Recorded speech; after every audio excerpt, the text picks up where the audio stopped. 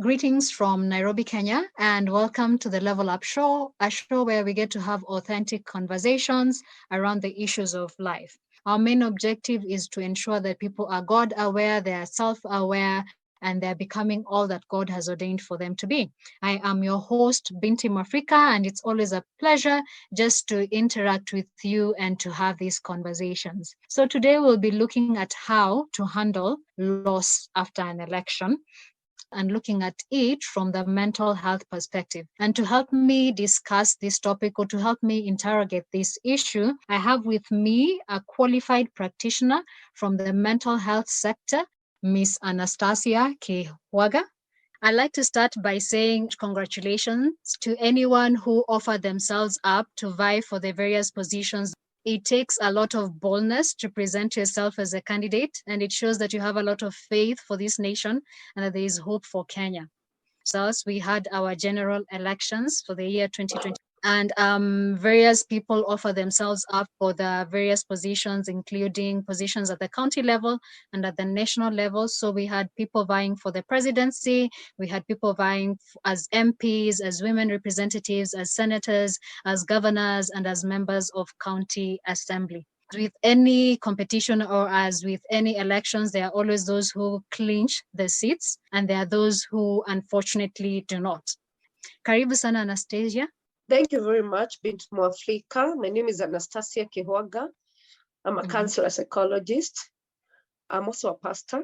My husband and I pastor a church in Kayole called Divine Glory Church.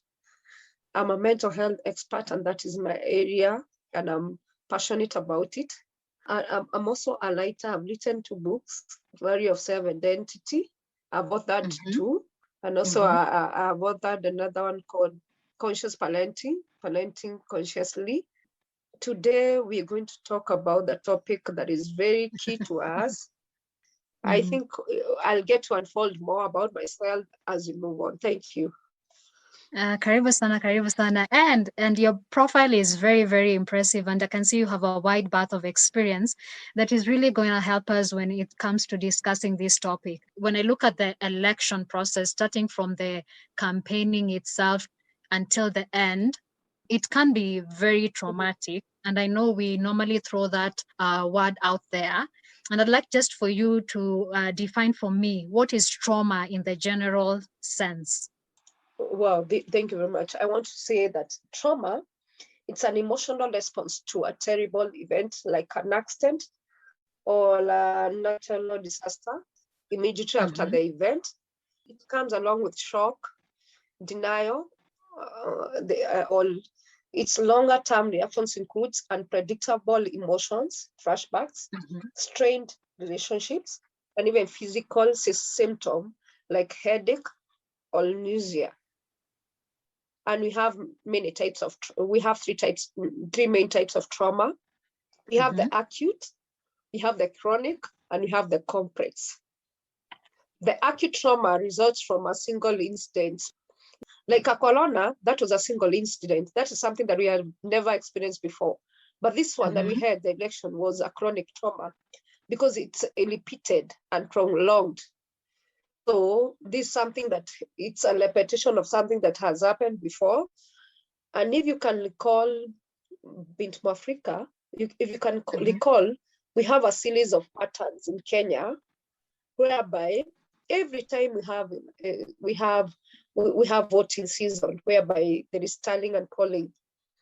There is a lot of anxiety. There is a lot of pain that comes along with just voting and the season of election, which is not a good thing.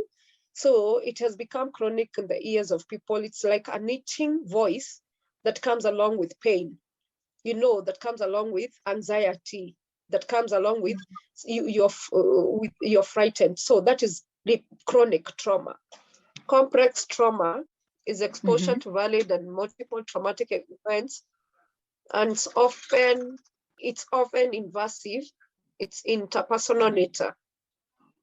So we have different types of trauma, and we can say that this one that we had during the election periods, because it's a repetitive thing, we can call it chronic, or it can be, for the people who are vying for the first time, it can be acute. And for the people who who have experienced such, like the people who have been in it, and then they have failed once, twice, and more. It's chronic, you know. Yeah. You're traumatized once, yes, and I'm not sure that a human being is able to develop shock absorber, as we say, but with time, I think it's traumatizing, and it comes along with emotional reactions like fear. I know you realize that everybody experience a lot of fear, anxiety, panic. Yes. There was that state of panic and shock Yeah. also.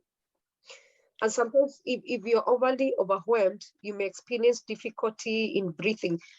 Wow, that's very enlightening. Would we be right to say that there are candidates who are probably going under trauma and are currently grieving loss, as well as citizens who are possibly traumatized by this experience and are going through grieving as well? If my candidate didn't, number one, I'm suffering loss. That is a loss. And I'm grieving the loss. I'm mourning. And that is why if you go again to the social media, you'll find the insult, because people are defensive and they are reacting as opposed to being responsive. So you find in an event of loss, there are 3 stages. There are 4 stages that people go after a loss. If my candidate trust, number one, I would be in denial. Happening, my dear. You know, when people saying that they are going to court, and I don't know the truth about it, that if the results were okay or not okay. Personally, I was a presiding officer in one of the polling stations. And I want to be honest, I was a very honest person. I delivered the results as they were. And even my form 34A, the polling station that I was, I screened it as I never influenced any vote. And to the best of my knowledge, whatever I did it well of God. I didn't influence anything. And therefore, there is that denial. You know, people are still waiting. Let them go to court. You know, there's still that hanging wave. Instead of you telling yourself, in case they go to court this time around, let them go to court and I'm ready for the outcome. But there's somebody who is saying, even if my candidate didn't win, they're going back to court. And when they go back to court, I will win. You see, that some of them, it's a false hope, because if it won't happen, that would be a false hope. If it's a false hope, who is going to suffer? I, as an individual, I will not be able to move on. The community will not be able to move on. Are you getting that? This is whereby let's give the legal process the due course. If it is that it's true that there was illegality and irregularity, that's okay. The legal, those who choose the legal way, let them go through that direction. But unfortunately, even as people pursue legal, they're still in denial. It cannot happen. You know, you're still holding to a false hope, which can be true or not true. How can we be able to cope with it mentally? Allow yourself to tell yourself, even as they proceed legal, for now, I know it's not my candidate who won. Okay, according to the now. But if in future they happen to win, I'll also celebrate. Yes, as the reality, that's being real. The reality figures shows, or the reality is the president-elect is not my preferred choice candidate. And that is the reality. Yes, the candidate of choice. But again, if they pursue the legal process and then it turns otherwise, I accept also. So that is in denial. Number two, in the event of the loss for the common mwananchi, they develop something we call anger. You know, anger, frustration. Politics personal. It's not a personal thing. And therefore, that's called anger. Not careful. You go to bargaining. Why God? You know, everybody prayed. You know, there is no like, God is a God of all. And he answers us according to his will. His will. And if his will was this time to get this candidate, I don't know if we can change it. Unfortunately, people go to bargaining. Why did it happen? You know, if you did this, you know, those are bargaining. If this one didn't join up with this, are you getting? If your learning mate was this and this, that this could have happened. Unfortunately, that is not so. It has to. You start now, and if you bargain for too long, you enter into depression because you're not healing. how do you say, to accept. And because you have not accepted, you're not adjusting, you're advancing, you're sinking into depression. And many people who lost, it's quite unfortunate that they need to go through mental health coping mechanism whereby they need to realize that it's not working for me and this is what I want to start doing. If you sink into depression, God forbid that happens, because it can happen from noise, a lot of irritability, the way they talk, they will go to the place of work and somebody responds to you with a lot of dehumanizing language. Actions. Yes, and people will talk to you. They start seeing me from an eye of a tribe. So that one shows that you're dealing with something that is you're not okay mentally. But the best person is the one who acceptance. And acceptance is acceptance. This acceptance will help you to agree and move on. Well, thank you so much, Anastasia. And this marks the end of the first installment in this series.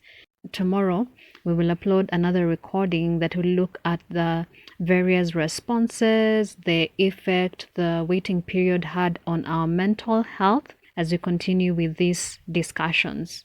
So thank you for listening and see you tomorrow.